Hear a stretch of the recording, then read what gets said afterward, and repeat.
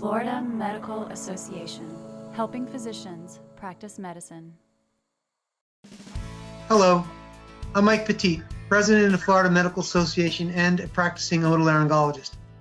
I want physicians across the state to know that your physician leaders and the FMA staff are working tirelessly to protect you and the way medicine is practiced in Florida every day. As physicians, our top priority and focus must be on our patients. But many of us know that decisions are being made every day that affect how we treat our patients.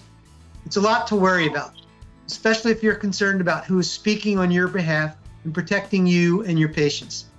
That is what our very skilled FMA staff does. We listen to physicians, hospital leaders, medical school deans, you name it, to make sure that you have a voice at the table when a decision about healthcare and medicine is being made.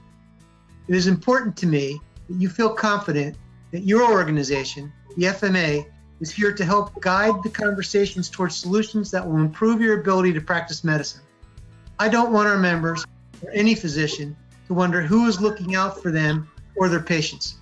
I hope these messages help you to feel confident in me as the association president and the work that the professional staff we employ at the FMA does on your behalf.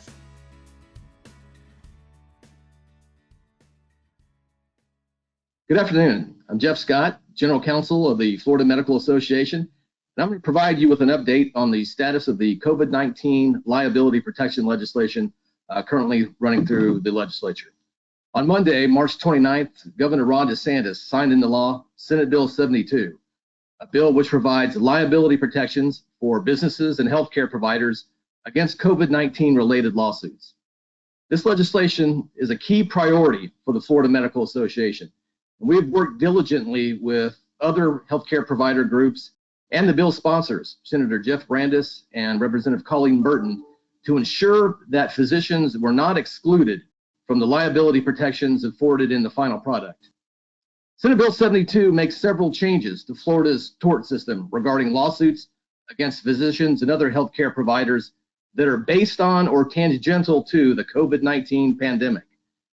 Any lawsuit that arises from any of the following is considered a COVID-19 related claim.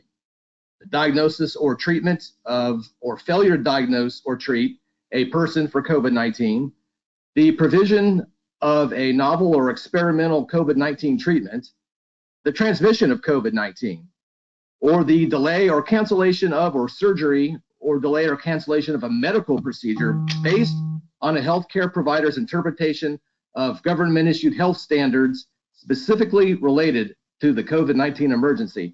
And this is the one we were particularly interested in.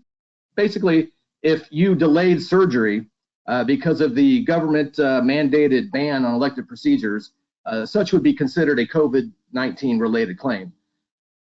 An act or omission with respect to an emergency medical condition that was the result of a lack of resources directly caused by the pandemic, i.e. you didn't have PPE, or finally the provision of treatment to a patient diagnosed with COVID-19 whose injuries were directly related to an exacerbation of the patient's pre-existing condition. All those would be considered a COVID-19 related claim. And Senate Bill 72 changes the standard of proof for a COVID-19 related claim against a physician such that if a plaintiff brings a claim against such a physician, they must prove by the greater weight of the evidence that the healthcare provider was grossly negligent or engaged in intentional misconduct. And this is obviously a different standard than that in a standard regular malpractice case that only requires simple negligence.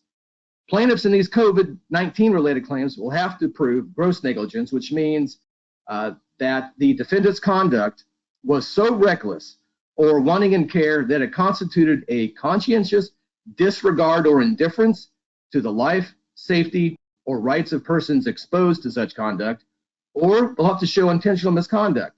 That means that the defendant had actual knowledge of the wrongfulness of the conduct and a high probability that injury or damage to the claimant would result. And despite that knowledge, intentionally pursued the course of conduct resulting in the injury or damage. Obviously, that is going to be a greater burden for the physician, for the plaintiff to bear, and it will make such cases harder While it's not blanket immunity, it is a greater standard and will result in fewer cases, fewer frivolous cases and others being filed against physicians. Senate Bill 72 also establishes several new affirmative defenses that are available to a physician facing a COVID-19 related lawsuit. Physicians will not be held liable if they can establish any of the following. First, substantial compliance with government-issued health standards specifically related to COVID-19 or other relevant standards, including standards relating to the preservation or prioritization of supplies, materials, or equipment. Substantial compliance with government-issued health standards specific to infectious diseases in the absence of standards specifically applicable to COVID-19. Substantial compliance with government-issued health standards related to COVID-19 or other standards was not possible due to widespread shortages of necessary supplies, materials, or equipment, PPE. Substantial compliance with any applicable government-issued health standards relating to COVID-19 or other relevant standards if the applicable standards were in conflict. Or finally, substantial compliance with government-issued health standards relating to COVID-19 or other relevant standards was not possible because there was insufficient time to implement the standards. The bill also establishes a shorter statute of limitations period for COVID-19 related claims than for non-COVID related medical malpractice actions. And the bill also sets forth protections for non-healthcare related businesses against COVID-19 related claims, separate and apart from that provided to healthcare providers. And I'm not going to detail those here, but they may provide protection for your practice in case you were sued by a non-patient who alleges that they contracted virus at your facility. As always, if you have any questions regarding this legislation, FMA members can contact me at jscott@flmedical.org, and I'd be willing to help you in any way that I can. Thank you. Hello, it's Mike Petit again, President of the Florida Medical Association. As you can see, these updates bring about a lot of things that we are facing on a daily basis in Tallahassee. All the legislators that are in the room and on these committees are people that we look at and we touch. We grade these people. We know who they are. We know who the leadership is. It is really important that we get people that are friendly to medicine and that we make them accountable for their actions during the legislative session. We do this by having key contacts. We do this by having lots of fundraisers for these people. We do this with on-ground, boots on the ground type leadership help. It is really important that if you can't help in this endeavor, that you get involved with the PAC by giving at least a $250 PAC membership dues. We would really like for everybody to be on the 1,000 club at the 1,000 level. All of these can be done on a monthly basis, so it doesn't hurt you on the bottom line as readily. I myself am at the 10,000 level, paid $5,000 per year because I know how important this is, and I do the work that is necessary in my local legislators with boots on the ground to actually bang door to door. I encourage everybody to join the PAC, and I thank you. Florida Medical Association, helping physicians practice medicine.